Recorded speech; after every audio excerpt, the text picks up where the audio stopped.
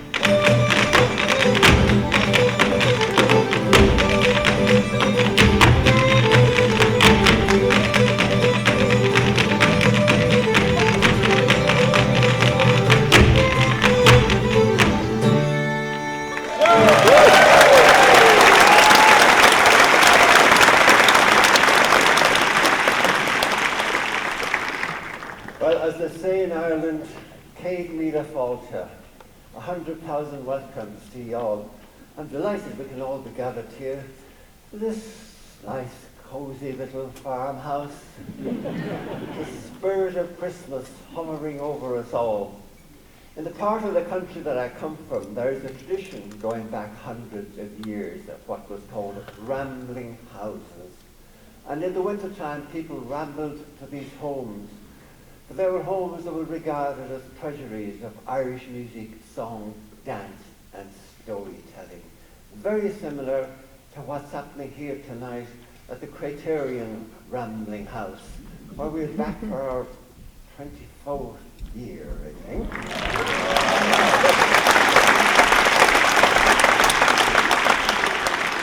And just as the gates of heaven were left ajar for the full 12 days of Christmas, it was always said in the old days in rural Ireland that the gates of hell were closed completely for the 12 days of Christmas.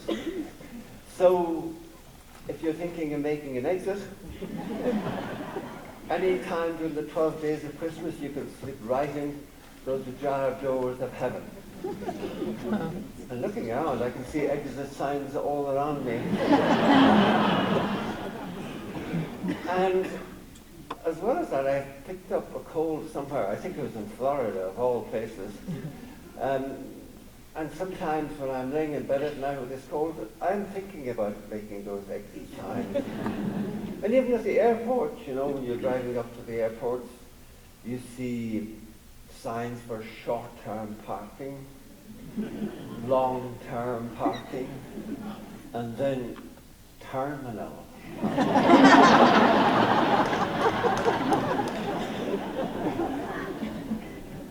But every Christmas Eve, as soon as the sun would have set, down behind the magenta hillside in front of our house, and the wings of the birds would be shaking down the twilight, my family would gather always and place a candle in every window of the house. And the candles had to be lit by the youngest person, for it was thought that person would be able to carry on the tradition the longest. And I remember as a small boy, my grandmother putting the lighting ember in my hand. And as each wick took flame, we would all murmur into the emerging light, the Merrimid Bio Ganamsha Rish, meaning, may we all live till this time next year. And my grandmother used to tell us that the candle in the window of all the houses up along the hillside and across the valley created an aisle of candlelight for the Holy Family as they passed through the parish on Christmas Eve. So beggars and homeless people would never be turned away from any door, for it was thought that Mary or Joseph could be rambling the hillside in such a fortification against the night as they had done 2,000 years before in Bethlehem. And every family had a tradition of leaving the main door to the house slightly ajar all through the night, so that the Holy Family could come in if they wanted to. And inside they would find the table set for them, the best of food all laid out, ready and waiting for them. But if they did not come in, and very often they did not, every family would leave a bucket of pure spring water outside the door. And it was thought the Holy Family would bless that water. And it was thought to have great curative powers, was used for all kinds of ailments in the coming year. But my father, who was a skeptic in the household, always used to say, if the Holy Family was passing through the parish of Tamper Glan Pond in the west of Ireland on their way to Bethlehem, they were sorely lost indeed.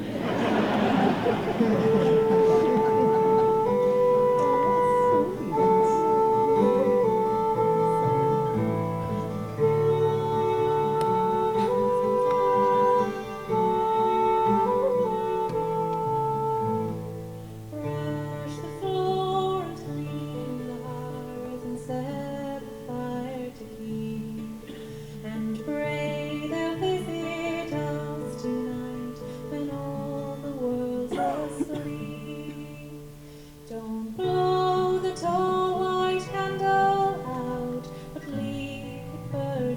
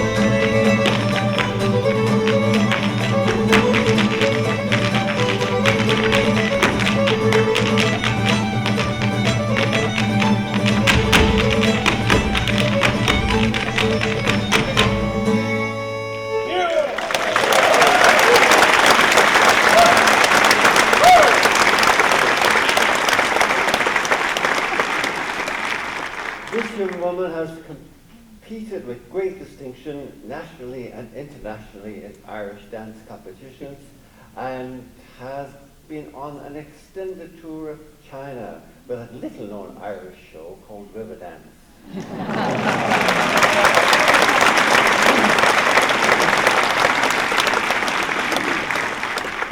I'm going to take a minute now to introduce people to the uilleann pipes.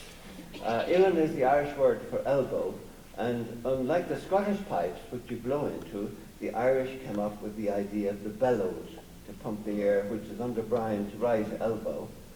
And under his left elbow, there is another bag, so the air passes through the poor lad's body. And he squeezes the left elbow, pushes the air into the chanter, which he plays with his 10 fingers and his knee. There are 3 rows of regulators here, which he plays with his wrists. Underneath those, there are drones, which he plays with.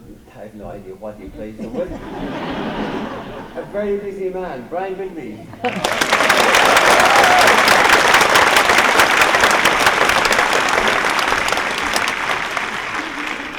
Unkind people have suggested that the Irish came up with the idea of the bellows so that they could drink and play at the same time. And Brian is now going to play, so not only does he play these, but he builds them professionally. And he's going to play a tune now for us, an old Irish air called Aisling Gal. And Aisling is the Irish word for vision, also the source of the name Aisling. And Gal is bright vision. It's beautiful old air that has to do with visions young men had of supernaturally beautiful women. And he'll be accompanied by William Coulter on guitar.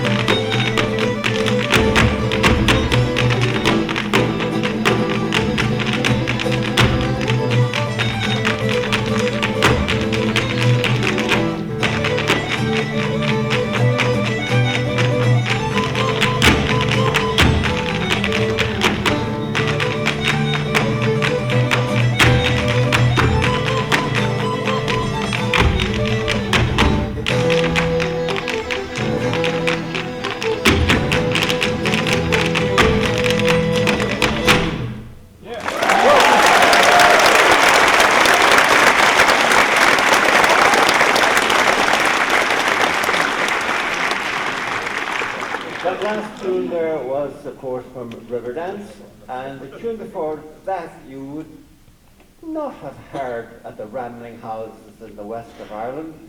It's called The Arrival of the Queen of Sheba by George Frederick Handel. And now it's time to introduce you to some more of our neighbours up here, all the way from the tiny village of Rouen, County Clare in the west of Ireland, Imerarkins. No.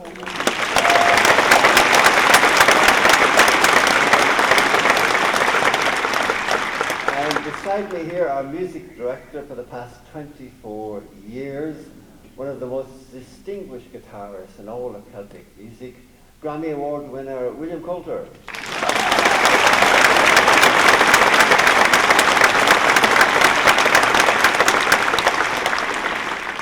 Thank you very much.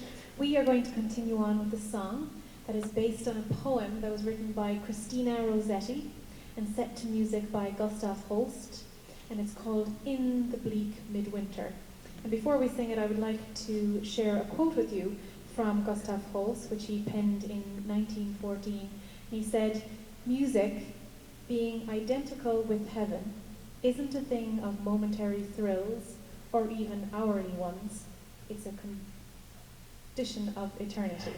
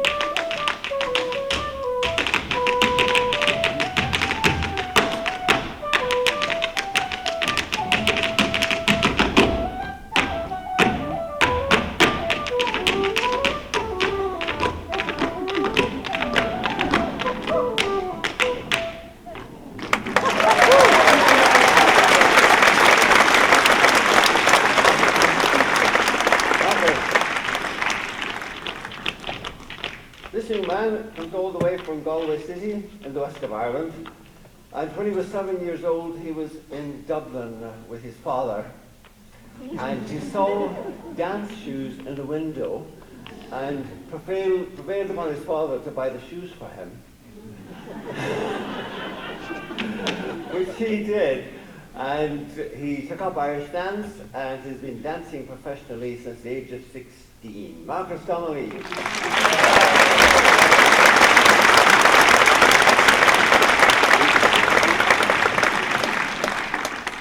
So are you enjoying yourselves? Good. What about the people up there in the rafters of the farmhouse? You're closer to heaven up there.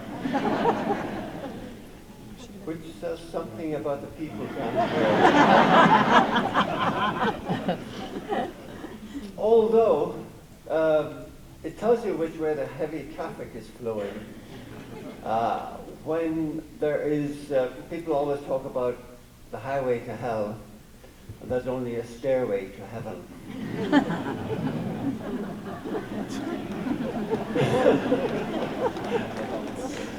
But notwithstanding all the great changes that have occurred in Ireland over the past 30 or 40 or 50 years, some things have not changed quite as much as you might imagine, and one of those is the great number of bachelors at the far end of the parish of Temple and Downtown. And one of the reasons for that, looking back now, even many of the, at least some of the young men that I grew up with are still bachelors to this day.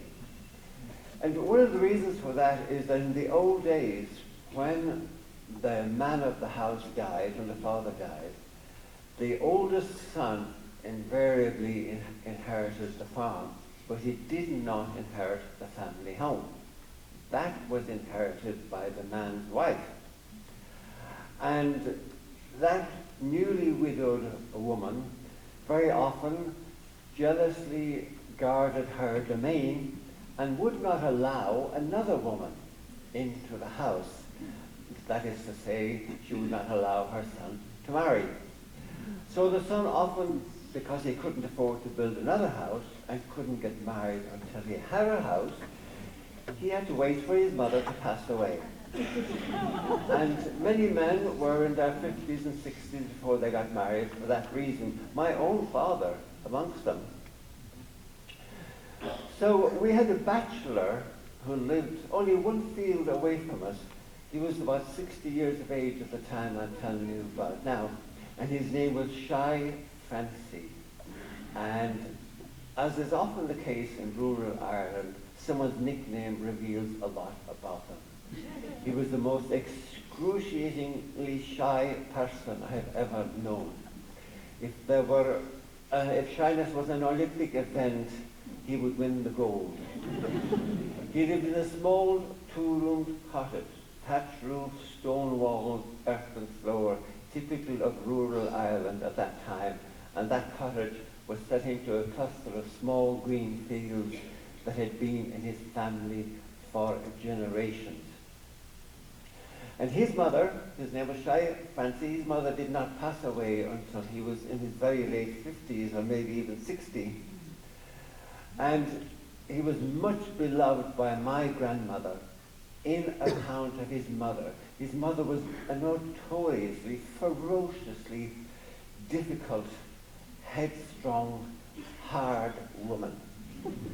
And my grandmother, who rarely had a hard word to say about anyone, said that Fancy's mother was so hard, the softest part of her was her teeth.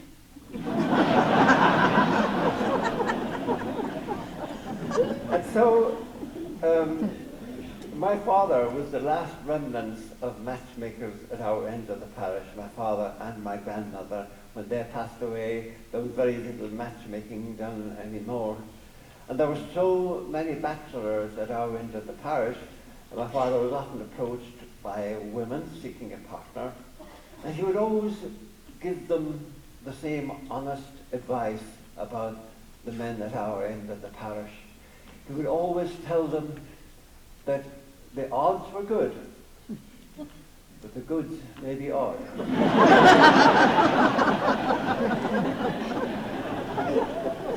And Francie, I suppose, would qualify as odd. He was a very small, thin, wispy little guy. No more meat on him, my father said, than there would be on a jockey's whip.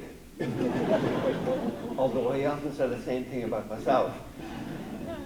And he was lacking, as a neighbour put it, he was lacking in altitude and in attitude. He was so extraordinarily shy. And in those days, when there was a death in the family, a full 12 months of mourning had to take place before there could be a marriage. And so Francie had to wait another 12 months. And when that 12 months was nearly up, my father approached him, I'm sure at the behest of my grandmother, and asked him if he was interested in finding someone, as they used to put it, someone to say the rosary with him. A wife. Now, we don't know whether or not it was the rosary Francie had in mind, but he did make it known that he was very interested in finding a wife. And in those days in rural Ireland, at our end of the parish, there was a newspaper called the Farmer's Journal. And in the back page of that newspaper, it was a weekly newspaper, it came out on Fridays, there was a column called the Lonely Hearts column. Almost always young or old, bachelor farmers seeking partners in life. But once in a while, like a star in a dull night sky, there would actually be an advertisement from a woman seeking a husband. And Francie used to pore over these every Friday. His house was on my way home from school, and I would always call in to see him. I was maybe no more than 10 or 12 at this time. And he bemoaned the fact that he'd never written a letter in his life, and anyway, he wouldn't know what to say if he was to respond to one of these women advertising for a partner. And I told him that I was the son of a matchmaker and the grandson of a matchmaker. And I knew exactly what he should say at the age of 12. And not only that, but I would say it for him. And there and then, I took out my nib and my ink and my paper and began to write love letters on behalf of shy Francie. And a few months ago, when I was staying with my sister in Ireland, my sister is a few years younger than I am, and so she would have been maybe 8 or 9, and she was my avenue into feminine guiles, and she was advising me what to say in the letter. And so the two of us sat down again, and we began to try to remember what we used to say in those letters. And I still have that paper with me, right here, for your edification, ladies and gentlemen. Oh, things I got a bit mixed up, as is so often the case with the Irish. Putting it back together here. There we are. Now, no Irish person ever worthy of the name says anything direct. Irish people love to beat around the bush for as long as possible. Because especially in those days in rural Ireland, it was considered downright rude and a sure sign of bad breeding if you were too direct in your speech. So you had to be as circular as possible to convey that you were of good breeding. And I was very conscious of this when I was writing these letters. So, and in the Irish language, there is no word for yes or no. You'll find other ways of saying yes or no, but there is no direct word, because they weren't used because it was considered rude. So at the age of 12, I must remind you I was 12, I wrote, and we used these letters as kind of a template for future letters. My dear madam, cast your lovely eyes, if you will, on the deep, dark ink that flows from the congregation of the blood in my lonesome heart. flows onto this sad page, a page that stretches out before me like the dry desert my future is sure to become if I don't hear back from you inside a week.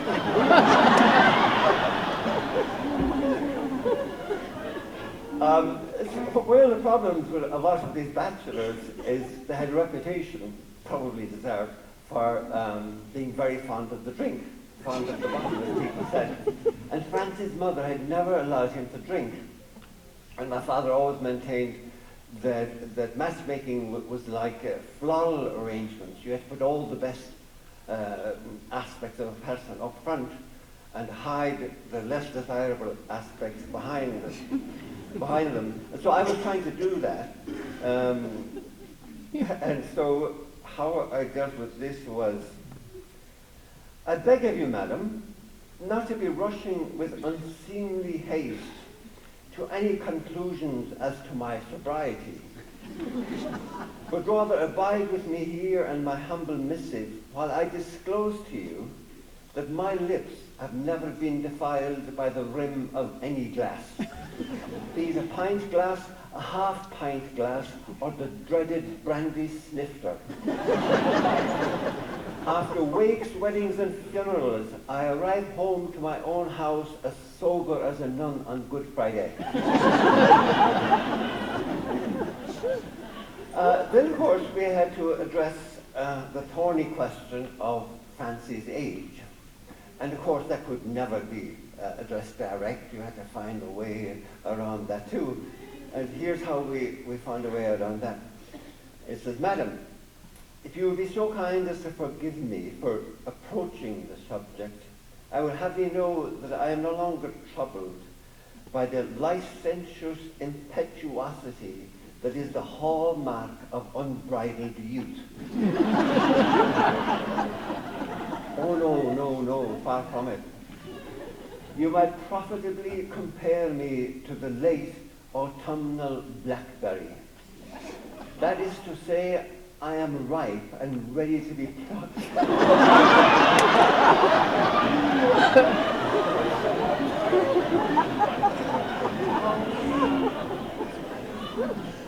I am ripe and ready to be plucked by your own delicate hand from the lonely bachelor vine, and so on and so on and so on.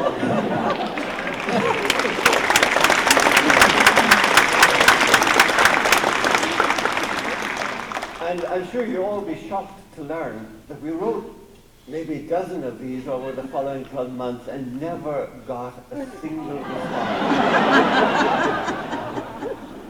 Our failure rate was so complete, it was almost poetic.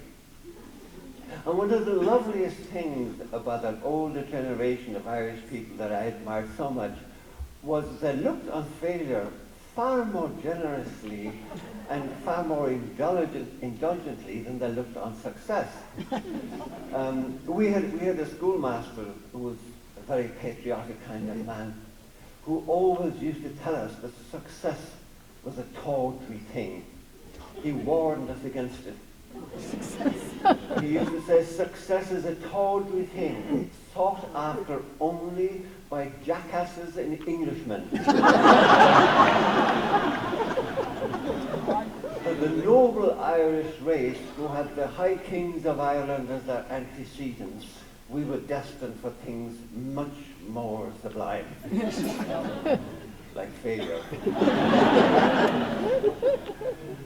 And so I think I'm going to end my story there now because my throat is running out.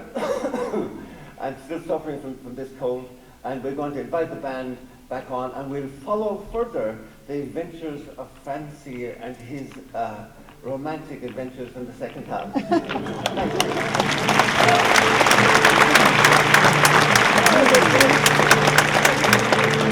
Thank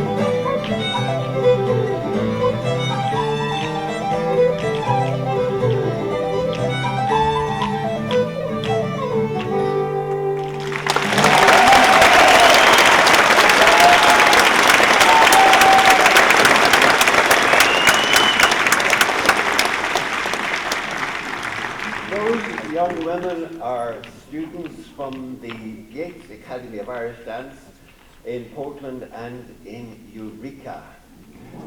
Yeah.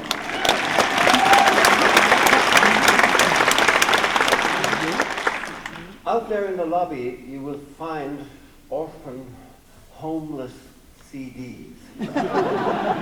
Looking for good homes to go to for Christmas. And unlike so many other CDs, our CDs come with a guarantee, what's called an Irish guarantee. So when you go out into the lobby and you look at all the CDs on the table and you choose the ones you want, you can do so knowing that if you don't like them, you can return them to me with your name and address, and I will then send you CDs I don't like.